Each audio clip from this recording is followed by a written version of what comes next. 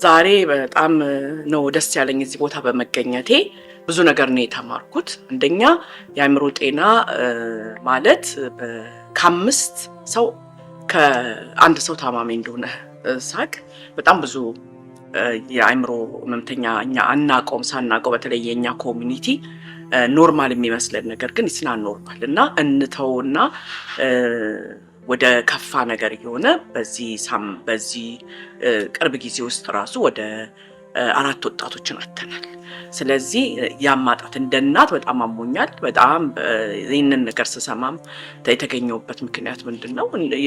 እኔ ማወቅ አለብኝ ይህን ነገር እና እንዴት አድርጌ ከልጆችም ጋር ኮሙኒኬት ማድረግ እንዳለብኝ ከህብረተሰቡ ጋር በቸርችም አካባቢ እንደዚሁ በኮሚኒቲም ውስጥ ያለውን ችግር በማወቅና አብሬ በመሳተፍ ሰዎች ላይ ያለውን ነገር ለማቃለል በጣም ራሴን እንድጠይቅና እዚህ ውስጥ ኢንቮልቭ አድርጌ ሰዎችን ለብቻችሁን አይደላችሁ ውጡ፣ ሄልፕ አለ፣ ይሄው አሁን ተጀምሯል እንቅስቃሴው እንደ እግዚአብሔር ፍቃድ ሁሉንም የሚያካልል ሆኖ የአእምሮ ህመምተኞችን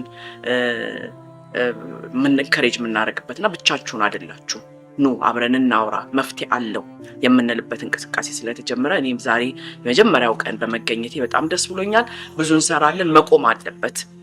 ይሄ ቆሞ ዛሬ አንድ ወንድማችን የራሱን ኤክስፒሪየንስ ላህል እናቱ እንኳን ልትረዳው እንዳልቻለች ስላላወቀች፣ ስለዚህ ሳናቀው ስለሆነ ይሄ ነገር እየባሰ ሄዶ ወደ ከፋ ነገር የሚሄደው።